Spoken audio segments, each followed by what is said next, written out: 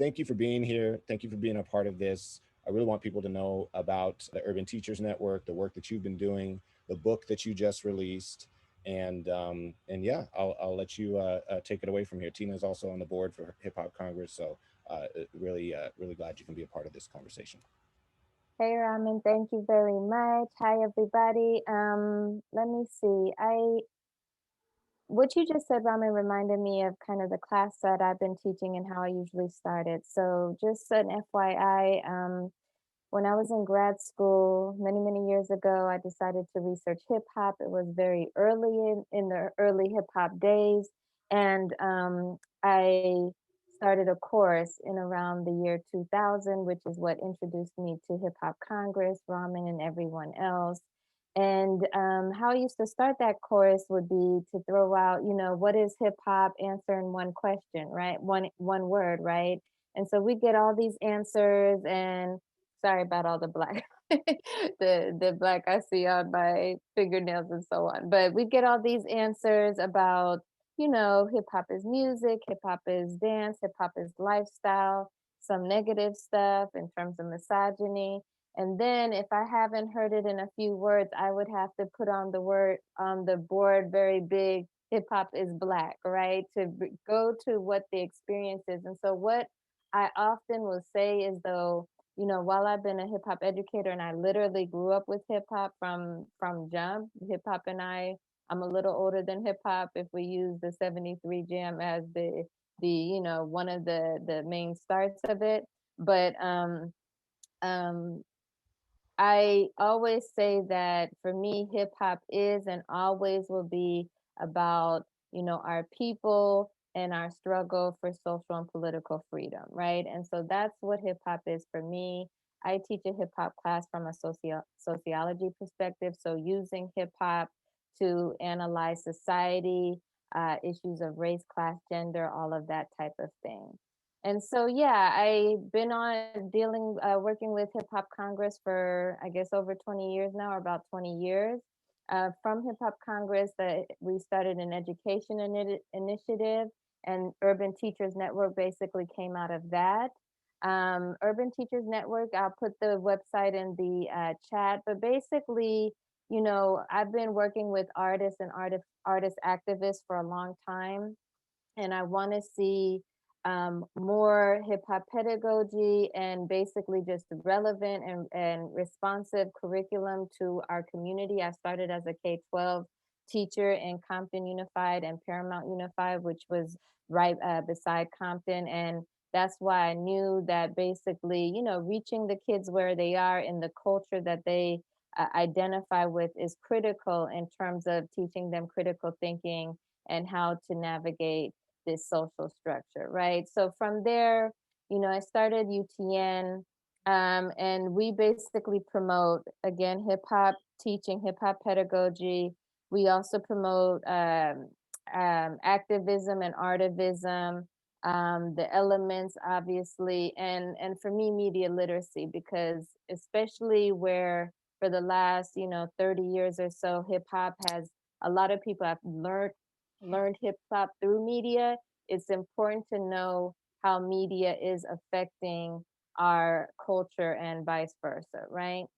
So yeah, I was excited. I want to thank Ramen, Seb, I've known for a long time, Martha, Allison for having me as a part of this summer institute, and I'm looking way forward to the conversation I'm going to have with Lonnie. And I wanted to start that with basically saying, nice to meet you, Lonnie. I know a lot about you. Ramen, has shared so much of your work and so on. But when I was watching that clip, I see a couple things, that we have in common. I grew up on the other far side, like by another bay in Virginia on the East Coast of Virginia, Hampton, Newport News.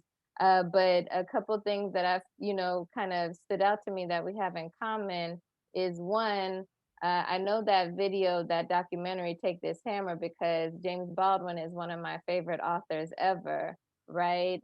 And two, just from kind of what you were talking about, the importance of Black community, Black culture coming out of it, And for me, that's a important part of our Black self-determination, right? So I wanted to kind of talk to you about, you know, where you're from, where you grew up in Hunters Point, and how that growing up there and when you did, at the time you did, how that shaped who you are and your worldview. And yeah, just start with that.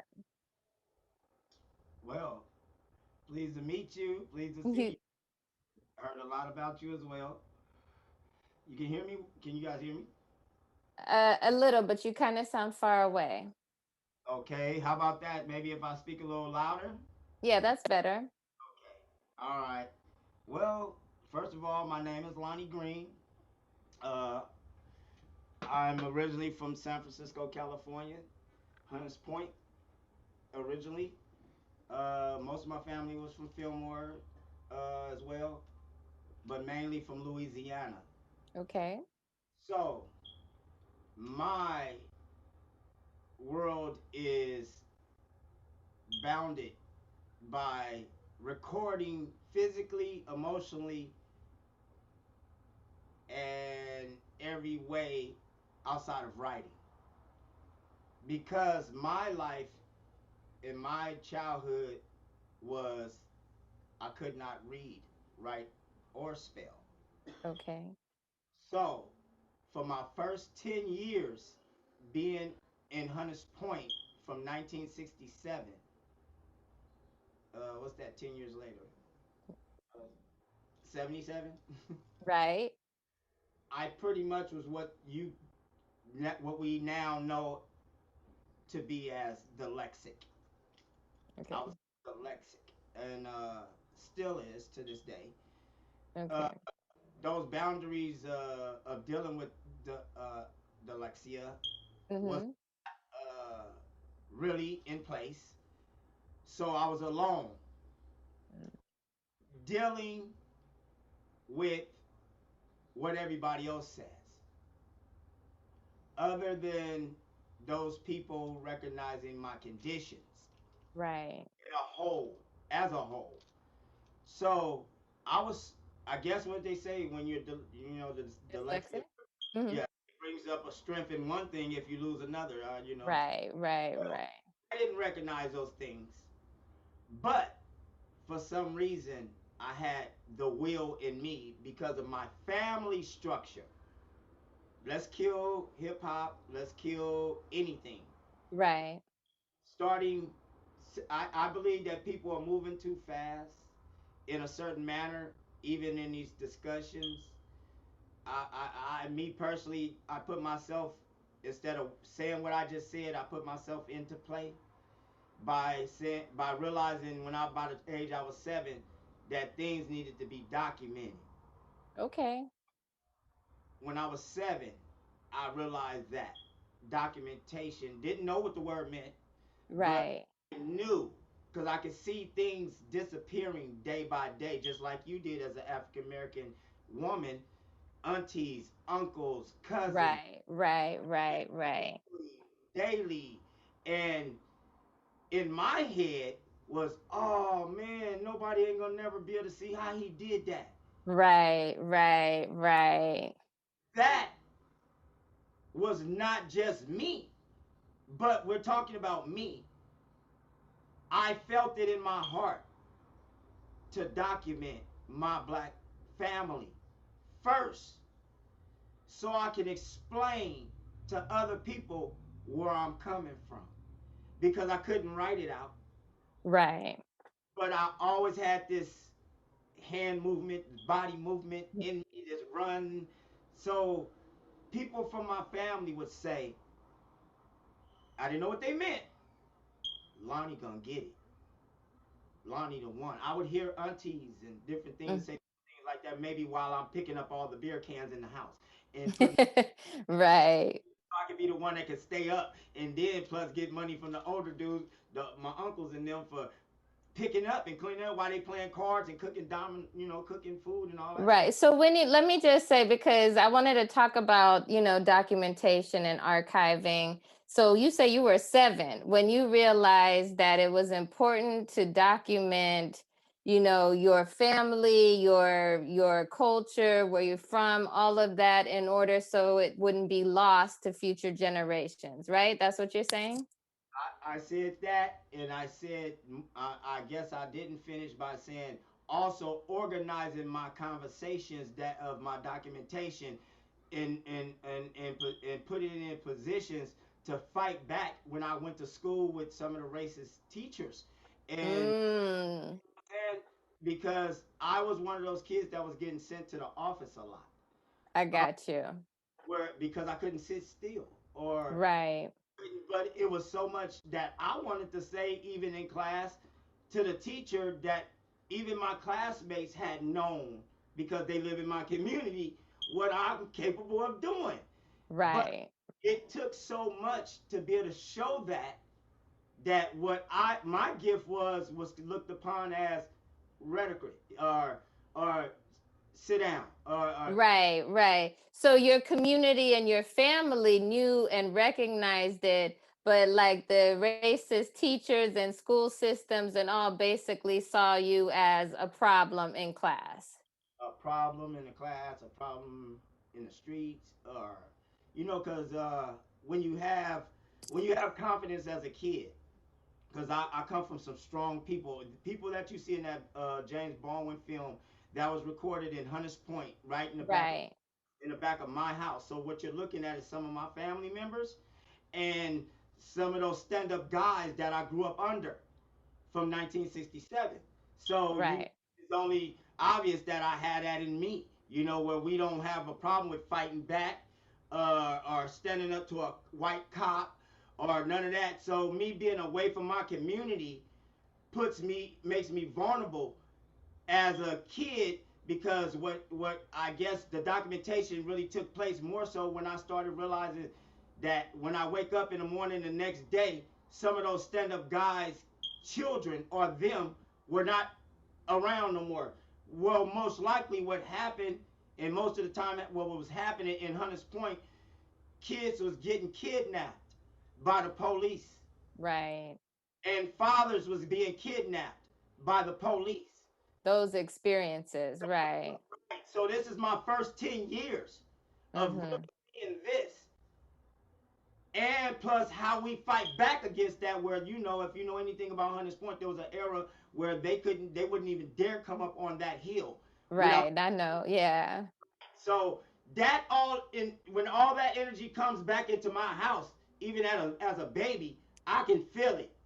I want a person to stop thinking that a baby don't feel. I can feel that. I felt it. Right. But I could feel it all 7 years. The energies, my uncles that's from the South, they were still coming in the house putting shotguns up against the wall. Right. Of And course, right. just to watch the South in my house, I was already knowing that, ooh, I'm seeing something. Right.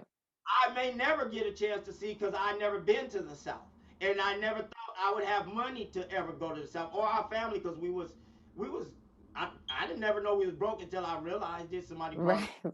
Right. Right. All Lonnie, ooh, I'm sorry. No, I was going to ask you, like, because those growing up experiences shaped, the culture that y'all developed, right? The dance culture that y'all developed. How are they connected exactly? it depends on the individual, honestly, and what they did with they opportunity. You know what I mean? Mm-hmm.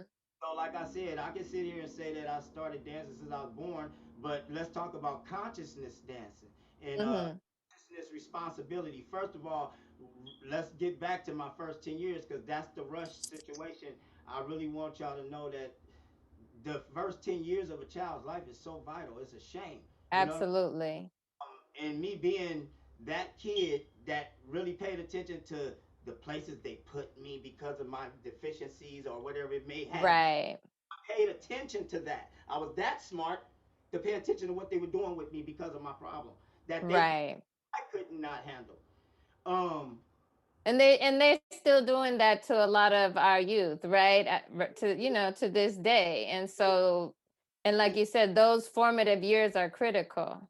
Right, and what that endeavor is really, I think that people are forget. I hear.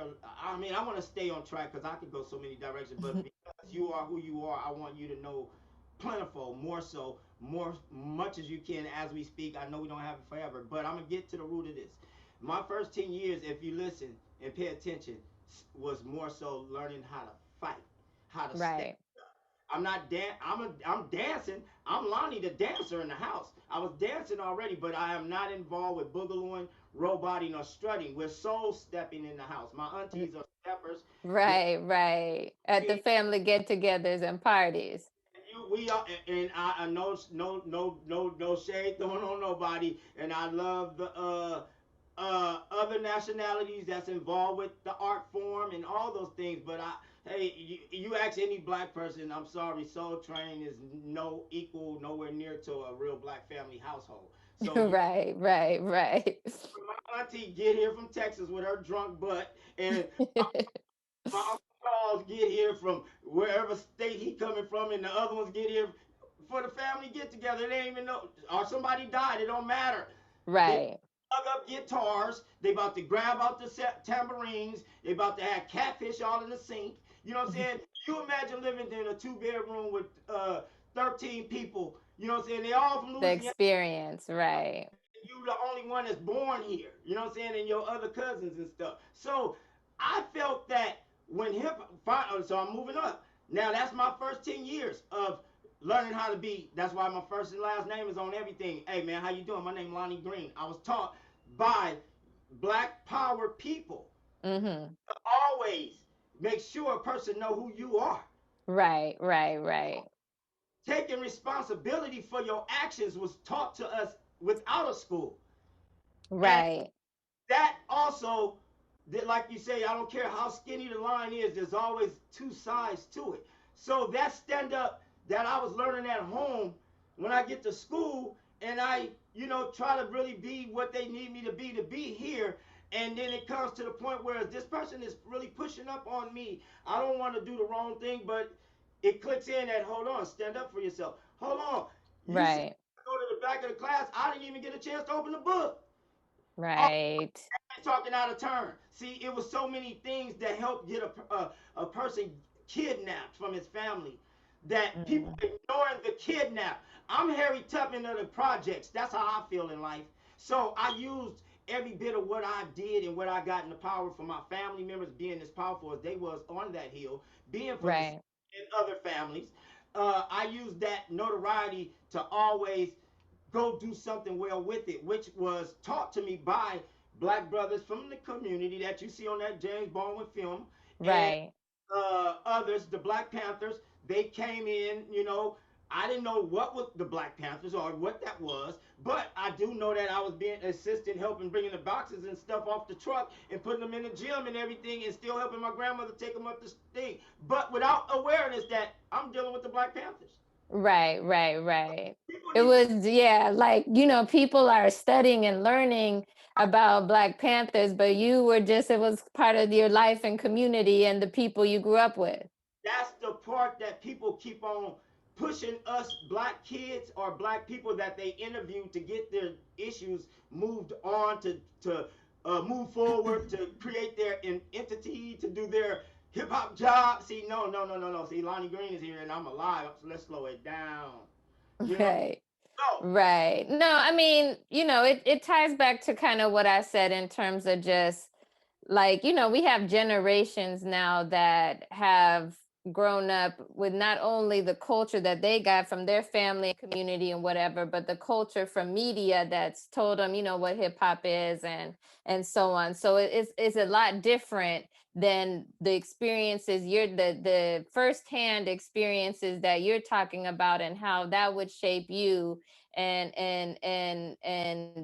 what you did for what you do for your community and so on. So I mean, I think for me it's a critical point. It's one of the points that I make because I do teach students of all different backgrounds. Some that I tell them all the time, like, you like to listen to this or that, but you don't really have any experience with it. Whereas, you could do this and nothing happens. And this, brother or sister does it and it's a whole different thing. So So I think that makes a big difference. I know we don't have like forever, but I do want to make sure because we're dealing with kind of hip hop education, and you've done so many workshops, you know, the use this your Strutter's room, Tart Productions for, like I said, the documenting and archiving. Like, just tell a little, can you talk a little bit about that work that you're doing and why it's important to you to do that work for these future generations, if you will?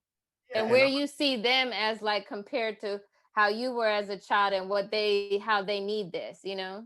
I'm just gonna throw in one other thing, Lon, because we started the beginning of today with a keynote speaker, Jamel Mims, who was talking about cross cultural between China hip hop and the Black community, which I didn't expect to have happen, and I know that our current discussions are very much in parallel with that, with what you want to plan for next year and everything. So, if you can integrate a little bit about that, touch upon that, that'll bring this conversation full circle as well. Boy, y'all working the stuff out of a dyslexic man. But hey, oh, listen here. Uh, uh, First of all, the documentation. For me, I'm gonna say it like this. I am a, I'm a kid. I'm a kid. I'm 53, but I'm a kid. I'm telling y'all. But I'm a man when need be for my people. Period. Right. I show up to the fight.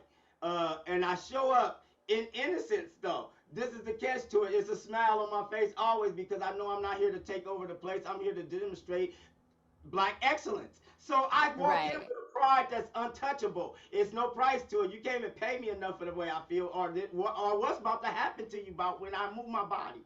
I'm aware Right. of all that. You know what I mean? So Mhm. just being one of a million is, and I know it is not hip hop's fault. It's it could be my fault for saying that I'm going to stay in this place and make sure that I document, and not just document, create curriculum to help explain and educate uh, other nationalities outside, because we have a Black language that, and a Black tone, and a Black presence that to this day, I mean, I want to turn my back a little bit. It hurts me that people say hip hop and they still can't accept the Black power of it. And then they want to still shine me on or put me down and say, hey, we could probably find you a spot for a couple minutes. But then a dude sitting over there come way from all the way across the country and ain't did one thing in this community, and he gets up there and has a whole hour because he sits here and throws all his tuts and waves, and I'm talking culture with my body. So Right. Right. that's a hurting thing, but also it's a power pill for me because I know that that's the dilemma, that's the problem, that's the issue, and I'm here to fix it. So therefore, first thing first, how could I ever teach anybody anything if I don't have anything to show them something how to use it? You know what I'm saying? So Right. Right.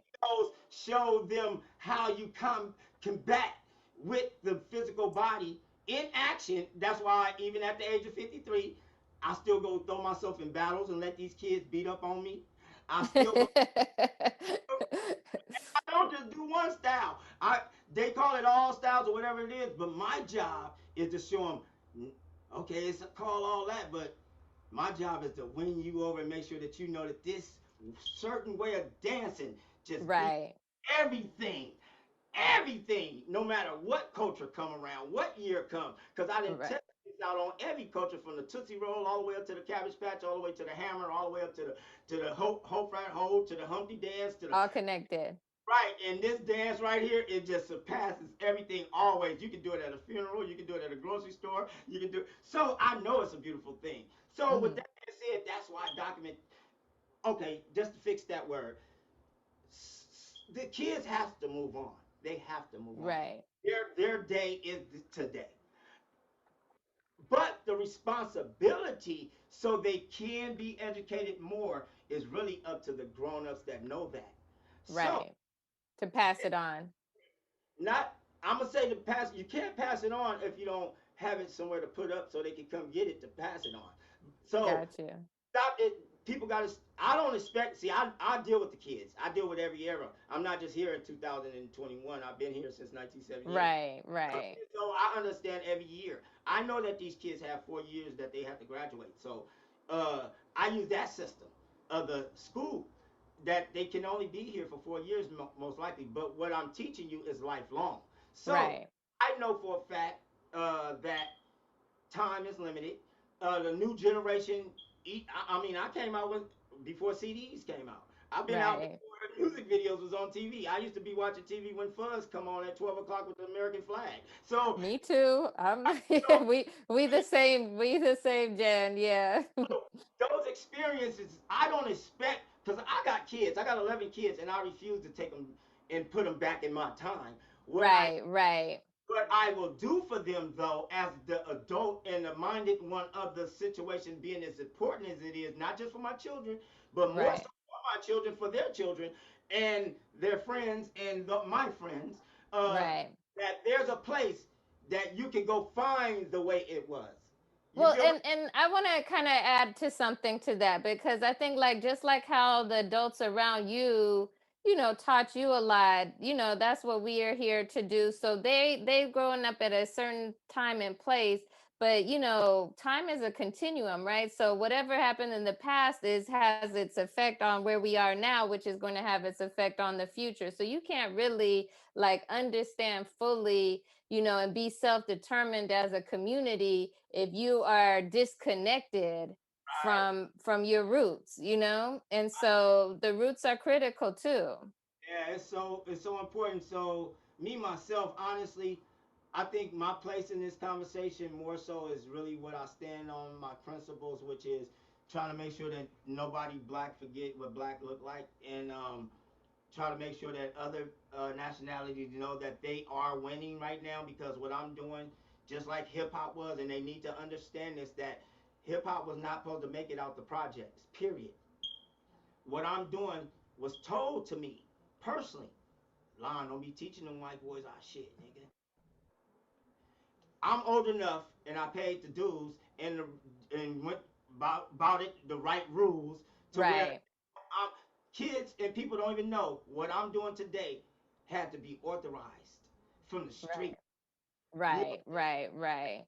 if you don't know, I am the one that took this dance off the streets Right. back in the late 80s. Right. And that was because it had so many black families connected to it that I didn't want to see the next generation that liked it, yes, but they wasn't able to get taught like y'all learning now, Ramen.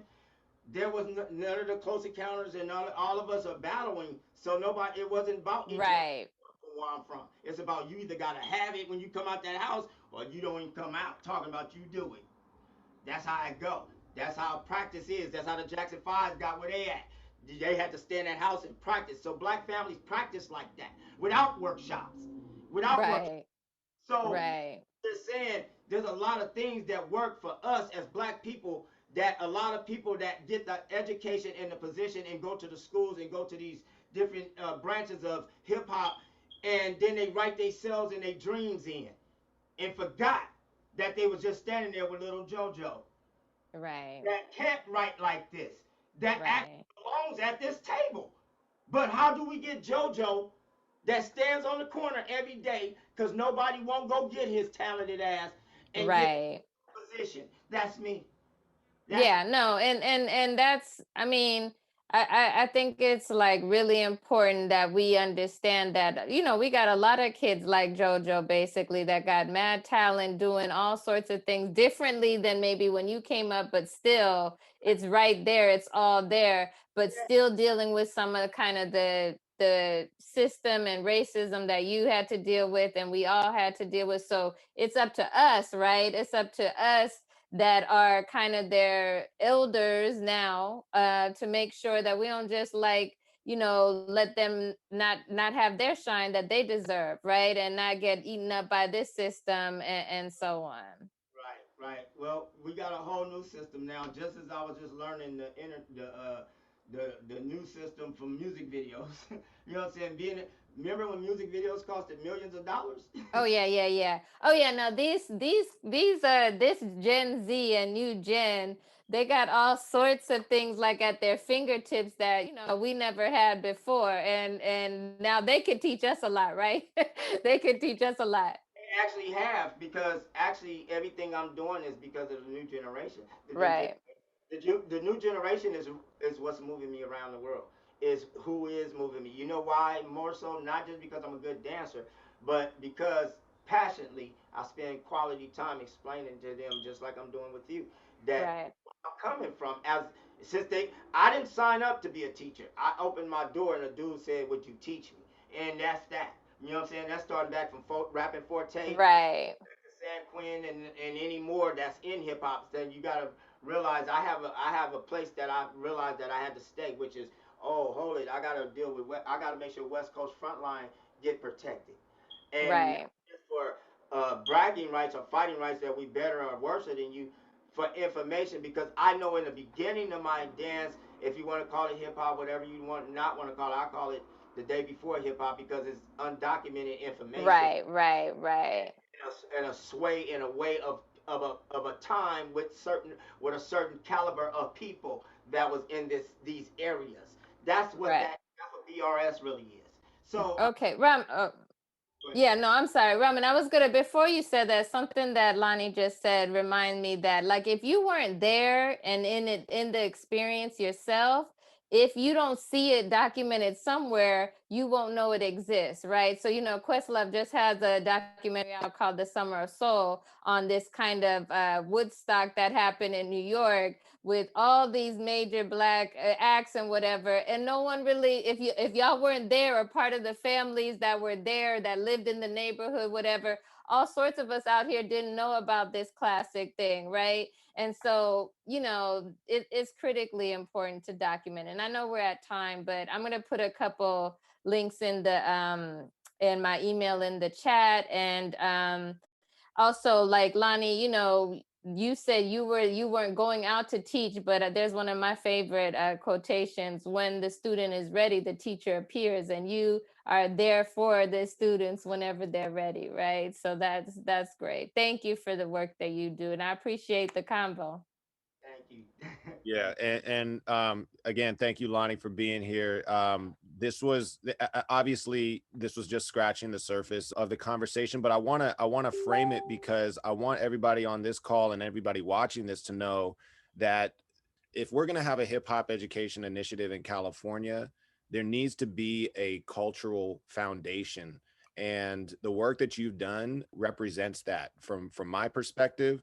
Without that, then hip hop education stands the risk of being co-opted by an educational industry, right? We started this day with Black revolutionary activism with Jamel Mims, and we're closing with that in the sense of what we're doing is revolutionary. It's important to also know that this conversation about hip hop and education is not a static thing. Like, we can't just define it and say, hey, we're coming together and we got this formula or format that's going to work. It needs to be informed and continually informed by the experiences of the people that are creating the inspiration, that we're all drawing upon to inspire these kids, and that kids are that's within them as well. So again, I really want to thank you for being present and for doing that. You want to say one last thing to close? Listen, I want to say this. First of all, I want y'all all to remember, you know, hold on. I cry easy.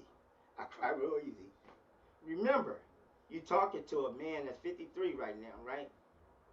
But you also dealing with some truthfulness and honesty from the fifth grade. This is all coming from the fifth grade.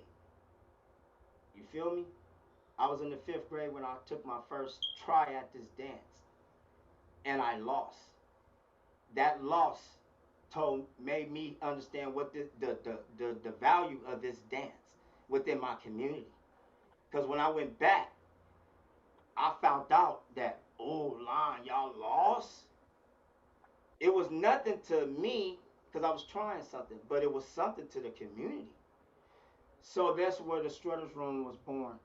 Me saying, okay, I ain't never coming out of my room unless I got this record. I'm gonna go put this record on. I ain't coming out until I'm the funkiest thing they ever seen. I'm gonna make sure. That's what that is. It's the endurance of a kid that couldn't read, write, or spell. That said, I'm gonna win at something then. And when I do win at that, I'm gonna use every bit of that to say what I got to say.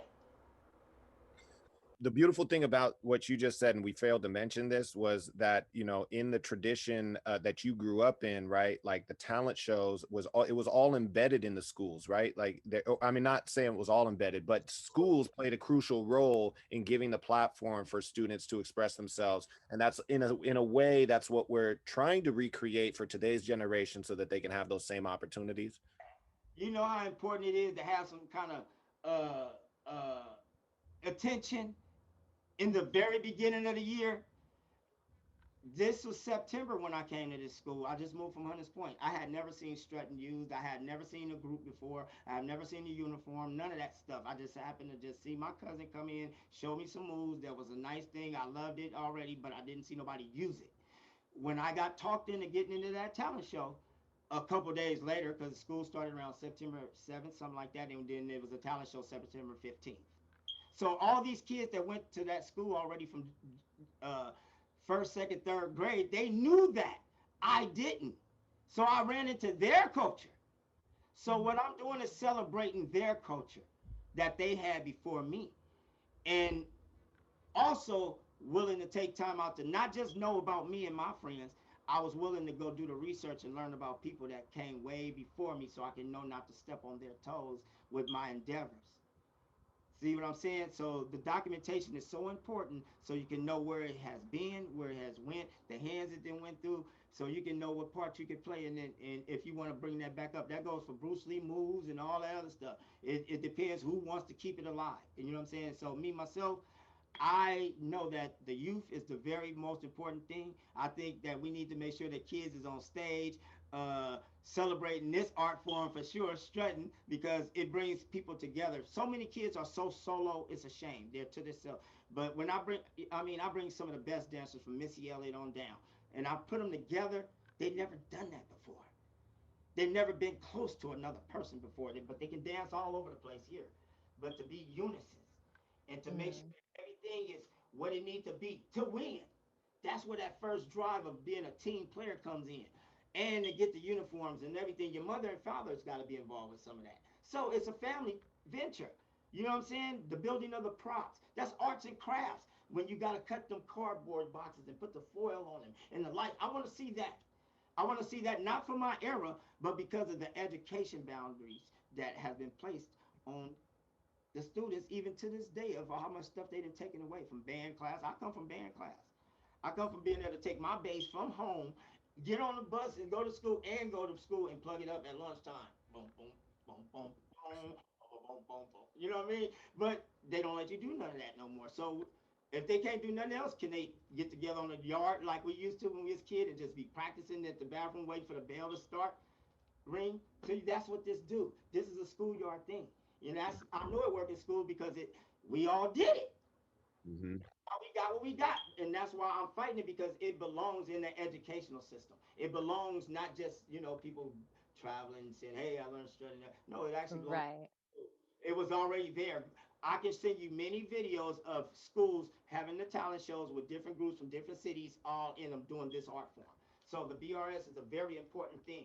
The culture and the people that did it, all that stuff is just so people can know who did it because that stuff wasn't there. It took me 42 years to get this stuff, to find these kids, these other dancers, and from other cities and stuff. That was groundwork. No one, you wouldn't have never saw a Chuck Pals or a Kearney or none of the guys from Richmond. None of that. It had to come from within. Somebody had to ruffle their feathers that really do it. You know what I'm saying? And they made everybody like, man, who was that? Now that the internet here, because I've been out, but a lot of them ain't never seen me because they're older than me, and when they stop, they stop. You know, sis, how it go. When some of our cousins don't do it no more, they don't do it. I got cousins that can dunk, and I go down to their house down in Palo Alto. Man, won't you dunk for me? Man, I don't do that no more. I'm cool. And black people always stopping stuff. You know what I'm saying? That be us too, Ramen. That be us. We'll play something out overnight. It can be fresh tomorrow. If we say that ain't fresh tomorrow, it ain't fresh. You don't might think so. We've moved on, moving on to something else. That's what happened to our culture, truthfully, too. It ain't nobody's fault, really, 100%. Cameras was around, but we wouldn't have let none of those white people document nothing about none of us, period, back then anyway. So, if you brought a camera into my projects in 1975 to document a talent show from 1978 or any of that stuff, man, I don't care how cool you was. You was gonna get all that took. All that stuff was gonna be in the projects. Niggas was gonna be practicing camera making movies and shit. I, that's how real it is, and it hurts me because West Coast had something that was informational. Because I come from Wanjumbe African American Culture Center as well, so I'm conscious of what I'm doing. But I have so many different lanes I have to deal with because I'm being humanitarian about this. I'm sharing my culture with many cultures. Now, you know what I'm saying? And the beautiful thing about it is they love it so much and they love the honesty and the truthfulness. They're doing the research and finding things and coming back and saying, hey, yo, that ain't right. That wasn't right. Or, hey, you know what, we could help. We're going to spread your picture around France. We're going to put your picture in Germany. It ain't too many black no disrespect to me, black motherfuckers calling me talking about, hey, Lon, we're gonna put your picture up. So I think the new generation, all nationalities, because, hey, for real, look at mine. I went around the world and built me a brand new UN. I got my own UN. And you know what I'm saying? One person from every country is on my team. You know what I'm saying? So with that being said, I'm trying to make sure that I take responsibility, first of all. Who taught you that? Him. Yeah, responsibility. Because, you know, everybody don't belong around all these kids either. There's another side to that. Facts. Yeah. Facts, facts. Nobody stay away. Don't be just going to learning from some OG because he used to do it and all that other stuff. Unless you really talk to your parents and all the rest of that stuff. Because some of these dudes is cuckoo for cocoa puffs. Right. So no love lost. I know what I'm doing. I'm well aware of what I'm saying. I apologize if I got off track, but yeah, I'm going to Chinatown. I want to get back to Chinatown because, you know, Chinatown means a lot to me. That's why you see a lot of the things I do is so straight and it got its angles. I get all that because I was very conscious of the martial arts and my turns and my spins and my hand movements is from the game, but it's also from martial arts. So keeping it together, I always wanted to show China, Japan, how we respected their stuff and turned it into funk. You know what I'm saying? And how we mixed our cultures, because there's a lot of people that don't know. Because Right. so much, we was able to use some of that stuff. So we've been sharing with cultures. Also with the Indian culture, a lot of the King Tut stuff that we do is birds, you know what I'm saying, in our routines and stuff like that, where we all in the back of each other. A lot of that comes from the Indian culture. So us as black people, we're very creative, you know what I'm saying?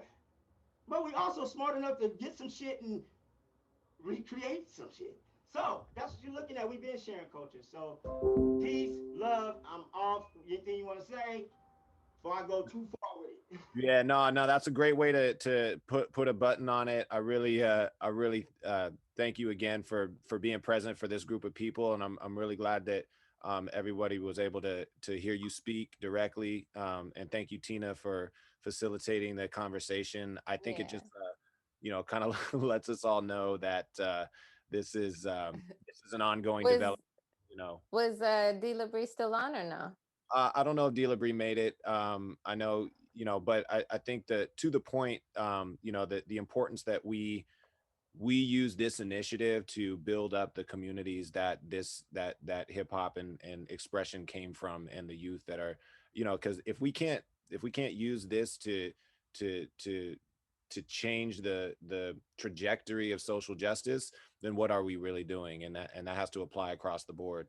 But for everybody that that's here, just to know that this is the team that we have to work with, and and we'll continue doing that, and we're here to help facilitate and coordinate all of those efforts. And it also requires us educating ourselves on what we may not know or may not have experienced, and using each other as resources as well. So I really appreciate y'all for being here and taking the time to present on this.